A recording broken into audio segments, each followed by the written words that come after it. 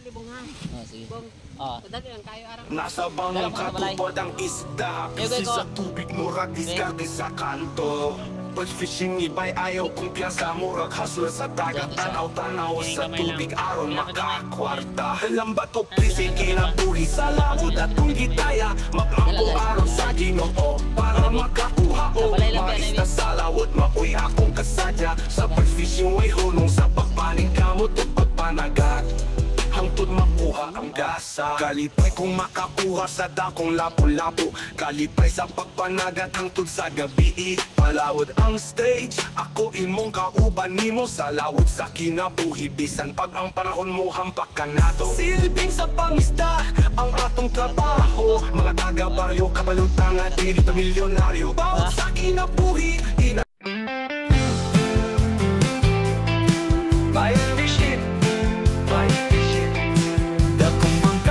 Kadlawon, dasig lang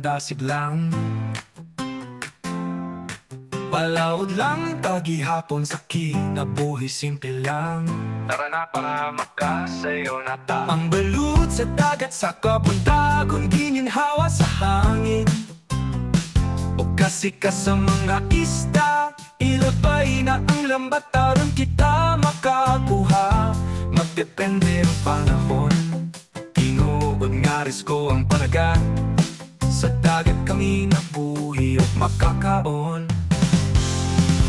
Batch fishing sa baybayon akong namaan, among panganbilawang daw sa dagat. Paniguha o pangandoy akong baon, ugma sa tubig ipapawon sa akong pamilya. Sa kasakit o kalis o dili magpalupig, ang mugi hapon dalang na unta makaginhawa.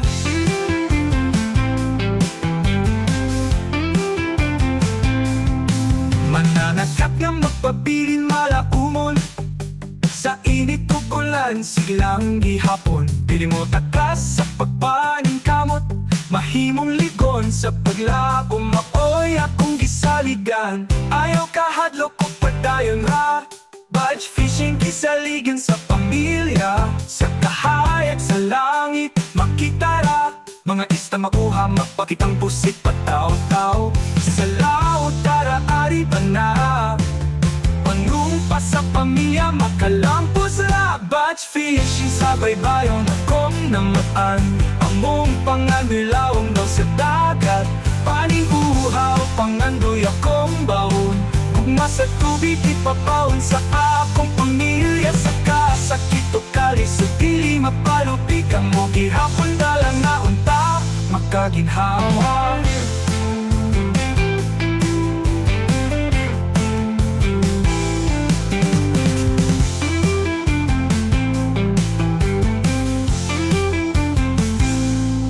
Batch fishing sa baybayon akong namatan, among pangandilawom daw sa dagat.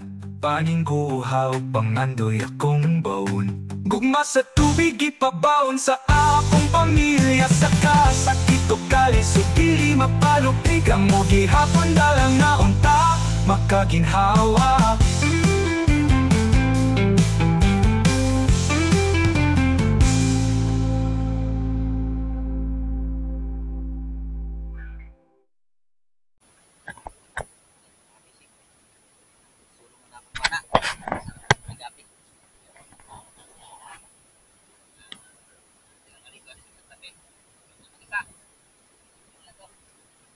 Lalat, pati si Christian nandun. At wala dito mag-isa. Pamana. Bukan natin. Ayan, good day mga kapising. Nandito naman tayo sa laot. Ako lang mag-isa mga kapising. Kasama na ako sa kumpare ko nga magbantay ng bangka. Ayan, voice over tayo mga kapishing para naman maganda makuha natin yung detalye. Ito naman tayo sa pamana. Ito nga pala ay linggo, nagyaya ang mga kapatid ko mga ligo sa Santa Fe. Paiwan na ako dahil alam ko naman kasi nga hindi araw-araw makakahuli tayo ng isda. Ano ko lang to nga makapanagat ako dahil hindi pa yung agos ng dagat ang iba, dahil malapit na mag last quarter. Sabi ko managat ako, kaya nanagat ako mag-isa, hindi ako sumama. So bihira lang tayo makapanagat at ng isda. Darating din na oras nga, araw nga hindi magpapahuli ang isda, kaya nagpaiwan ako lang mag-isa. Sinubukan ko solo pagpanagat. Mayroon lang akong tig o lineman sa bangka, kaya solo fly tayo mga ka-fishing. Samahan nyo ako. Ito na yung natin, pamana natin.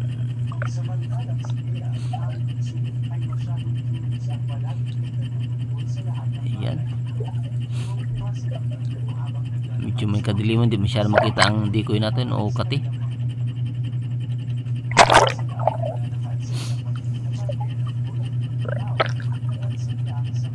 Medyo may hindi masyado makaano ng isda, pero mayroong mga tumutunog na mga busis ng isda na tangigi, saka malayo. Sabi ko malayo siguro ang ng isda, kaya sabi ko mag-alis kami iba. Ayan, nakita ko na mga fishing yung pagkain, yung sulubaron tawag namin, mga dilis na kinakain ng malalaking isda. Kaya tumigil ako, hindi ako nagpatuloy paglangoy. Kaya yun, may nakita akong 2 pirasong tangiging tumabi sa kati natin o sa decoy. Ayun,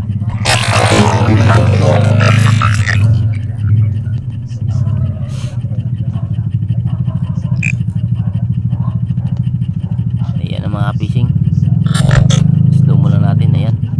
Nakita yung pag dahil tingala yung camera natin, hindi natin makita. Pero yan, kita nyo naman pag na stone shot siya. Bilis-bilis ko rin, binilisan ko ng pag kila dahil ayan, ulitin natin. Mayroon siyang kasama mga fishing. Ayun, kitang kita na nakasama siya mga ka-fishing, kaya binilisan ko pag hila kasi na stone shot siya para makalud ulit ako, kasi umikot yung kasama niya dyan sa kati, umikot, saka hindi pa umalis yung dilis. Kaso lang nung pag katapos ko na pagtali ng isda, ayun, umalis na yung mga dilis, yung sulubaron, umalis na rin yung tangigi.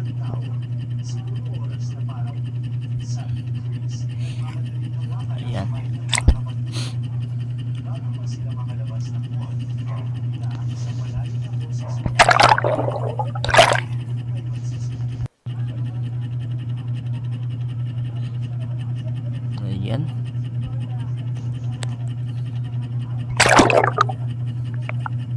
naitali ko ng mga ka-fishing.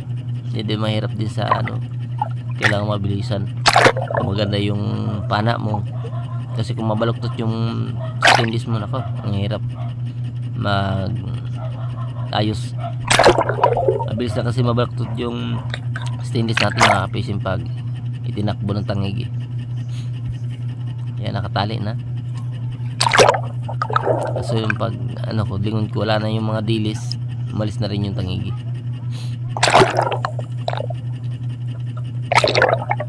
Kaya maghanap tayo ng iba.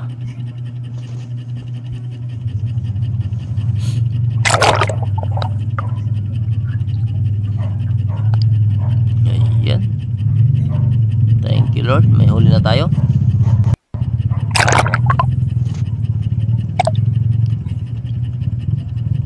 Dito tayo zero.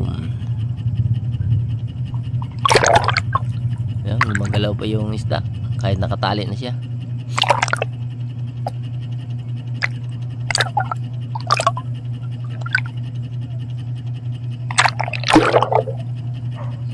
Tagal din mag-load ulit mga ka-fishing basta baluktot yung stainless natin. Mabilis lang kasi yan mag-load. Siluma na yung stainless natin.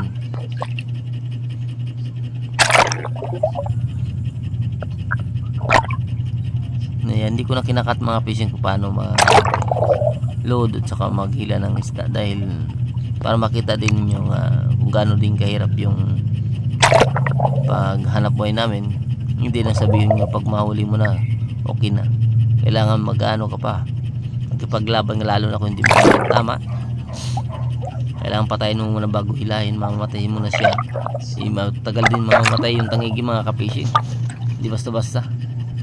Kahit na maliit na tangigi kaya kang hilahin yung pailalim pag masilo yung paa mo.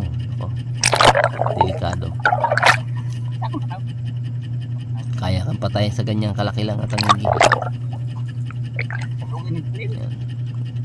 Yan mo makita mga ka-fishing na ma-effective talaga yung decoy. Nilalapitan kagad. Dati yung mga mananagat o mga mamana, bira lang ang makapasa mga ka-fishing dahil nag-aabang sila sa gitna ng kailaliman ng dagat.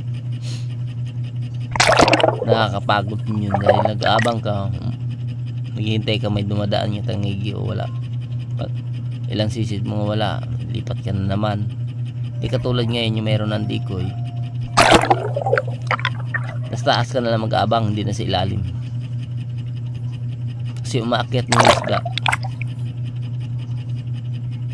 Dati kailangan sisid ka sa kagitnaan kung gaano kalalim, o di nga magdadrop ka sa ilalim.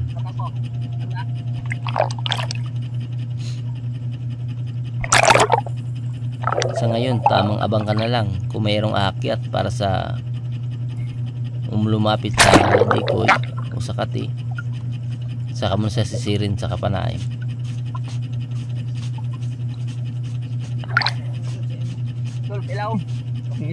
Hindi ko namin mga ka-fishing, kahoy lang itong ginawa namin. Yan. Ginawang parang isda.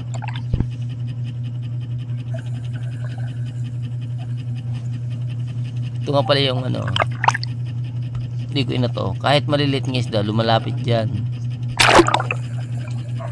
dumidikit dyan, kahit na yung mga dilis o basta mga isdang umaakyat, dumidikit dyan kahit anong isda.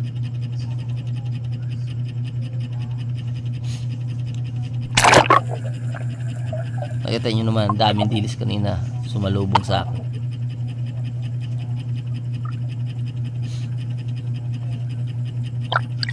Ayan, naghahanap naman tayo.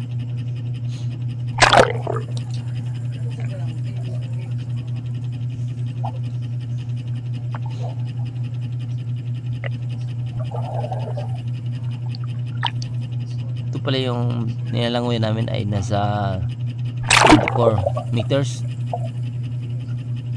o 17 di pa, o patong sa 14 to 17 di pa. Ayun, may nakita tayo mga ka-fishing. Malaki to. Yan o, masyadong kita. Naku, sayang, di mahabol. Lalim. Malalim. Hindi nga madakita sa video. Lalim ng niya, dinaanan niya.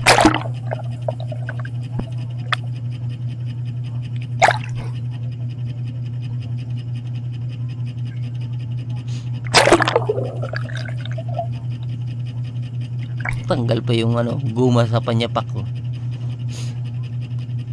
Kasi sobrang luwag. Kaya manghanap tayong iba.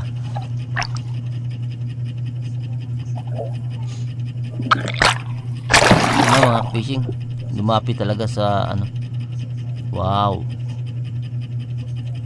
huli ka mga ka-fishing, huli. Wow, ang ganda.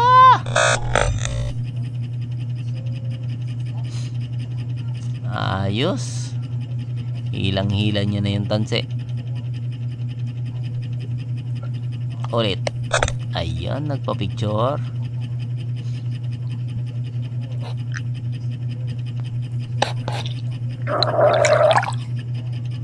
Ayan, tumakbo. Tinatakbo ko lang mga fishing para nga sure talaga.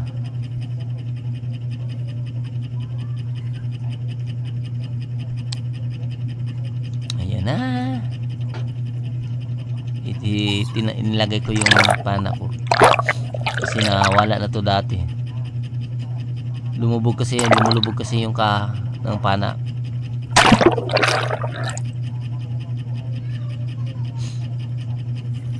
Dati na yung nawala ang pana ko. Dalawang gabi siya sa dagat. Dalawang araw. Buti na kita ko pa siya. Binalikan ko doon sa nawalaan. Nandun nalubog lang sa ilalim. Kahit paano nagamit ko ulit. Ang hirap kaya magpagawa ng pana. Yan, hinahabol ko mga ka-fishing. Yan, kita nyo. Pinatakbo ko lang siya, pero maganda yung tama mga ka-fishing dahil malapit. Hindi ko nang hinayang din ako kasi malaki-laki. Ito yung huli ko ay 6 kilos. Higit 6 size media. Parang ganun.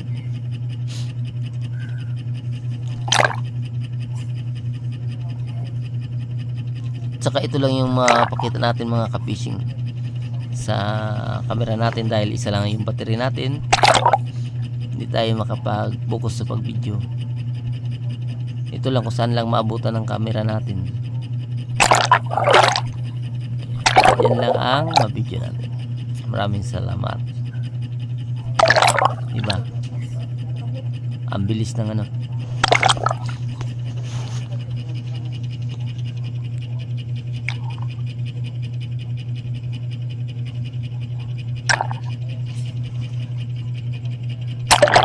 Tumigil na siya. Nagsawa na sa katakbo. Wala tayo pang second shot mga fishing. Isa lang dala kong pana. Kung matanggal tanggal. Wala tayong magawa doon. Pero maganda yung tama mga fishing. Hindi siya lumapos. Pero malaki yung ano, nasala. Maganda yung tama niya. Makapal yung tamaan. Makapal na laman. Yan, lumutang na siya, umano na siya, umangat na siya patas.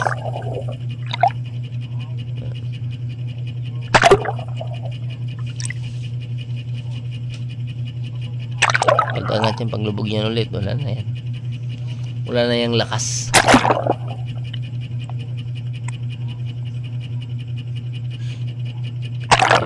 Kung gaano kahirap pag mapana mo na.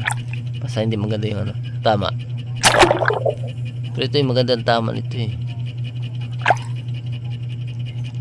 Dandahan ko lang para sure. Kasi ito pa lang yung pangalawa nating huli. Maaga pa naman. Alas 8 pa lang mga ka-fishing. Ito nyo naman.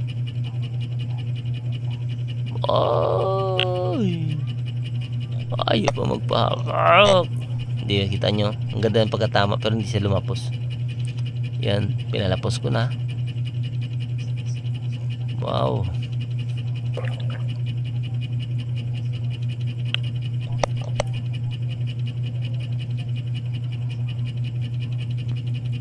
Diba? Hindi talaga mabalaktot yung pana pag sa ganun pag tama. Pasunod.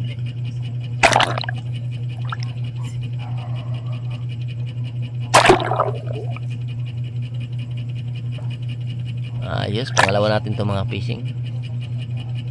Itong pangalawa, ito lang din yung mapakita natin sa pagpana. Dahil yung iba, lubat na yung camera natin.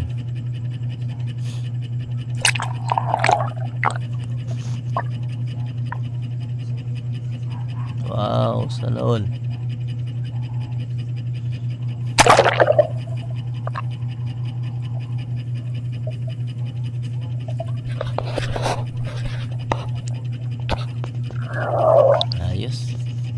Yan. Nakita rin ng lineman ko nga may makahuli na ako at nahawakan ko na dumikit na siya sa kinuha niya.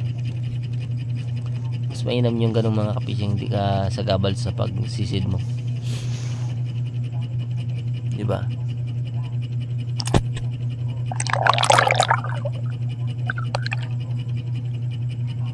Ayos na.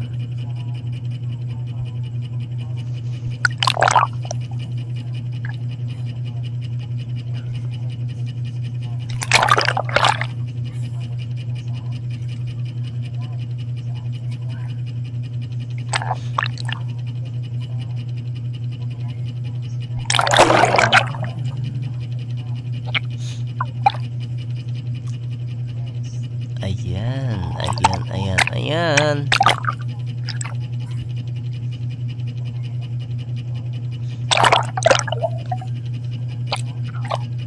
Ayusin na natin yung pana natin.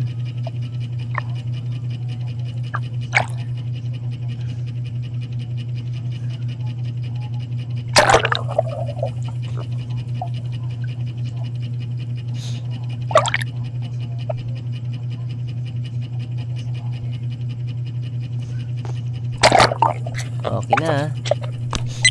Kaya hanggang dito lang yung pagsisit. Sige na, pinakita natin kung ano tayo. Meron tayong huli mga fishing, 6 na piraso. Lego ko. Be. Inulam natin isa, 5 lang yung bininta natin. Diyan isa. Ngayon gamay lang. Pinakagamay. Ayun. Ayun, pinakagamay pa. O sa mananda ko na, ayun ang pinakagamay ba? Dala gali sa balay. Dahil walang masyadong sa balay lang biyan ay be. Tatapos pala ng kamahalan o isa. Alitulo. Kaya wala masyadong nugget. Kaya maraming umambit na pang ulam sa mga kapitbahay. Nilabitan na natin yung maliit.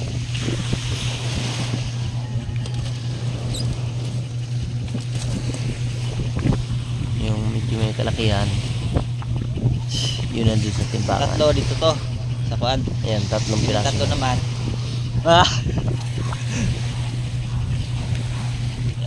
Sa 3 na lang yan. Umalaga po yan ng 5,000 yung 3. Ato. 3 piraso man. Tangigi. Ito mga fishing ito yung 3. Ito naman yung. Ang ganda nga yan. 5, 6, 7. Ari pakwa. Di. Mayroong mga Srumi. butal. Hindi ko na sinama ito pag. Basta na umabot yan ng 7 kilos, 6 kilos, at Ari mo. 5 kilos. Ang 3. Yung nandun naman nga 3 ay 3, 8, 3, 8, 3, 9 at saka 3, 4. Ayan mga pising, ito lang yung napatimbang natin doon sa kabilang timbangan. Sa kabila naman yung 5 kilos. Ayan. Yan doon sa kabila ay maabot siya ng 1,600. Dito naman ay 3,900. Ibig sabihin higit siya 5,000 ang 3 piraso. Ayan, maraming salamat mga kapishing sa walang sawang suporta sa aking mga vlog. Maraming salamat sa Panginoon sa biyayang ibigay sa atin. God bless sa ating lahat. Ayan mga kapishing, siwa tayo ng tangigin. 6 na pirasong huli natin. Iway natin isa. Maulam. Kami pangulam tayo araw-araw. Lambat ko prisikila tuhi sa labot at tunggitaya. Makampo araw sa Ginoo para makakuha ko. Maita sa lawot, makuy ako kasadya. Sa pag-fishing way hulong sa pagpalit kamot o pagpanagat. Hangtod makuha ang gasa. Kalipay kung makakuha sa dakong lapo-lapo. Kalipay sa pagpanagat hangtod sa gabi. Malawot ang stage, ako imong kauban nimo sa lawot sa kinabuhi. Bisan pag ang paraon mo hampak ka na to. Silbing sa pangisda ang atong trabaho. Mga taga-baryo, kabalutang at dili pamilyonaryo. Bawat sa kinabuhi, inat lang sa lambat. Ayaw kawala sa paglaong. Bisan pagulan sa ilang kay bass fishing ibay ayaw kumpiyansa. Lambat o busy kinabuhi sa labot at tunggitaya. Makampo araw sa Ginoo para makakuha ko. Mga ista sa lawot, mapuy akong kasadya. Sa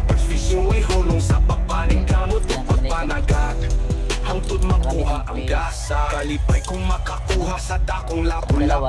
Kalipay sa pagpanagat hangtod sa gabi.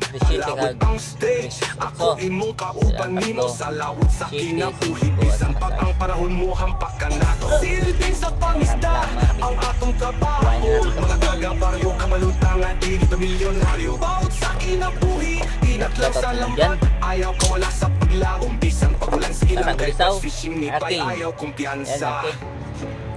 Siyog, love shoutout sa'yo. Hindi, shoutout din sa mga nanonood sa aking mga vlog, lalo sa mga tindira sa business. Maraming salamat sa inyong panonood sa mga vlog. Bansa kinabuhi, para makalahutay, mag-ampo sa Ginoo, aron ang kinabuhi mula hutay. Bawal sa dagat, murat biting nga mong sugat. Ang pangigamot na to para sa ato pamilya ug higala. Pas fishing ni Pay, ayaw kumpiyansa.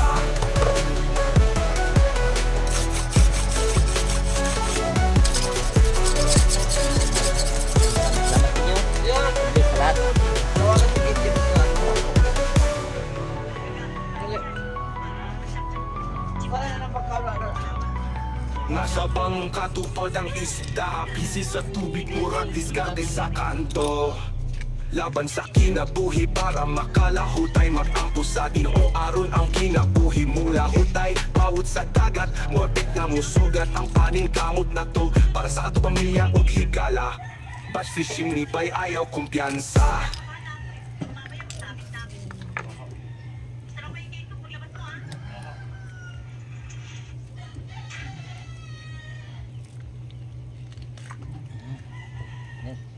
Oh.